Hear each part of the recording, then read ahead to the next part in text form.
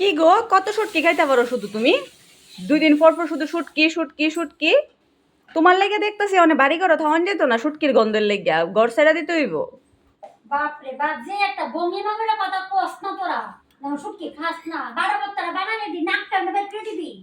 বাইর করে দিয়ে এসে কবি একটু বুঝবাদের একটু বাড়া বত্তা দিব, ইয়া গরম ভাতের লগে খাইতা সাতা।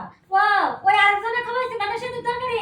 আজকে আমি বাড়া বত্তা খাওয়াবো, বন্ধুরা ওই যে বাড়া বত্তা খাওয়া সত্যি করে কৌশা। না শুটকি, শুনো শুনো, শুটকি খাইতে তো ভাল লাগে কিন্তু গন্ধই ভাল লাগে না, ঠিক নি গো? এটা নিয়ে একটা কথা নেই, হ্যাঁ? বাপ রে বাপ, যেমন শুটকি খায় না।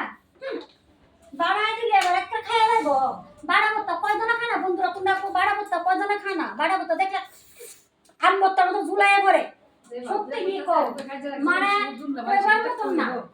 আমি তো শুরু করে যাচ্ছি। হ্যাঁ, এটা কথা হইলো। ওই যারা আমরা আমরা আমরা ওই ওই ওই ওই দিন আইছিল বুঝলি বন্ধুরা, ওই দিন যে তরকারি দিছিল, ওই দিন যে তরকারি দিছিল ওই দিদি আইছে বুঝছো।